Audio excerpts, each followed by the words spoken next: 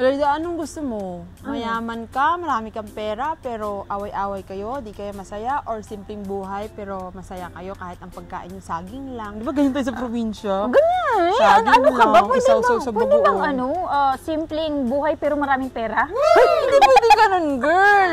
Ay, pwede naman. Pero, syempre, kasi pagdating sa pera, magkakagulong mga pamilya, mag-aagawan ng posisyon, mag-aagawan ng pera, yung mga ano, basta ganun. Pang-vlog na nga ako, minti pag-usap, pagkilala tayo nakikinig sa atin.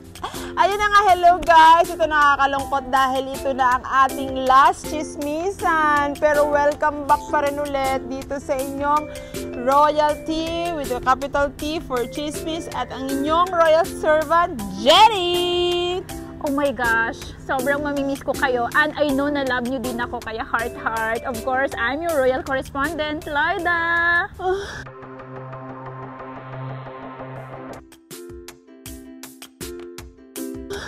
Kalungkot. So ito na nga ang katotohanan. Ano nga? Si Ma'am Margaret ang bumatay kasi Gustavo. Hindi ko matanggap. Uy, yung mom mo pala eh. Hindi ko naman kasi alam. Dahil ayun na nga, nakita sa kanya yung syringe. Siyempre, todo deny pa rin naman siya. Kasi, siyempre, ayaw niyang malaman. Pero nahuli pa rin sa kanya na si Ma'am Margaret, ayun, pati sarili niya, sinasaktan niya. Di ba Nakakalungkot naman yun. Pero alam mo ba, sobrang nakakalungkot din talaga yung nangyari kay Ma'am Margaret. Kasi alam mo ba, kahit si Louie na tinuring niyang tunay na anak, wala na, hindi niya na rin maalala. Alam mo, mas nakakaawa yung si Louie, yung bata. Kasi di ba nawalan na nga siya ng nanay. Nawalan pa yung nanay niya na pumalit sa kanya, si Ma'am Margaret. Tsaka nawala rin yung tatay niya dahil nga nanlaban sa mga pulis. Nakakaawa yung bata. Kaya nga, pero alam mo, sobrang nakakaloka talaga eh. Ay nako, yung pangalan pa rin ni Sir Efren yung sinigaw ni Ma'am Margaret. Alam mo yun, true love nga talaga. Alam mo, speaking of true love, ito naman si Ma'am Diana at si Sir Christoph. Naghabulan galore! Kasi gusto nang tumakas si Ma'am Diana, pero ayaw payagan ni Sir Christoph. Tuloy, sinabi niya ng totoo na hindi niya anak si Archie. O, ayun. Kaya, hindi kay Sir Napoy.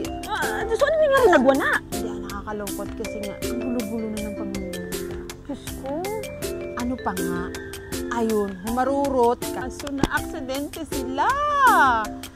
Ayun na nga, naparalyze si Sir Christoph. Tapos si Ma'am Diana naman, nakomatos. Bawa talaga yung mga bata. Sila yung naipit sa mga away ng mga magulang nila. Kaya buti na lang din na may turn around si Ma'am Beatrice at siya na ang umako sa pag-aalaga kay Louie. Ako rin sana, no? Ha? You wish upon a star. At wala pang star ngayon. Mag-alaga sa'yo, si Ma'am Beatrice. Gusto mo ba? Pwede naman. Ay, wag na, lasing ka naman kasi yun eh. Pero alam mo, nakakaloka din talaga itong si Ano. Siya pala ang kapatid ni Sarah Oquendo. Ay, nako. Ako din kaya, no? Sino kaya kapatid ko? Bakit? Nakakatakot. Huwag ka na magkaroon ng kapatid. Bakit? Wala naman yung lahi namin. Oo, napakaganda. Kaya nga. Wala, hindi kaya kami magkapatid ni Ma'am Margaret? Hindi. Kaya nga, isa rin pala itong may pamisteri si Anne. Huwag ka na magpamisteri, girl. Hindi bagay. Pero, okay na nga eh. Pero ayos din, no? Napaghiganti niya yung kapatid niya na hindi man lang siya kumikilos. Ay, true ka dyan. Kasi sila na mismo ang sumisira sa mga sarili nila. Ay, nako. Ito na nga tayo, guys. Ito na yung last week natin. Wala nang next week. Nakakaiyak. Mamimiss ko kayo. Nini, mamimiss kita. Ay, miss din kita. Kahit mabaho yung kilikili mo. Grabe, ang harsh nito sa akin. Mamimiss kita kahit hindi ka nagtututbrush. Ay! Toothbrush ako. Oh my gosh, mga royalista. Mamimiss namin Gusto kayo. Gusto ko umiyak. Kasi mamimiss Sige ko na, kayo. umiyak ka. Sa kanan o sa kaliwa? Sa gitna, dito yung luho. Maraming salamat po sa mga royalistang nanonood at tumutok sa amin. Mamimiss namin kayo. Yeah, mamimiss namin kayo. Thank you so much. Karangalan po namin ang mapasama dito. Oh my gosh, nakakaiyak. Dahil dyan! Dito na po magtatapos ang aking vlog. Nalulungkot po ako dahil hindi ko na kayo makakachikahan.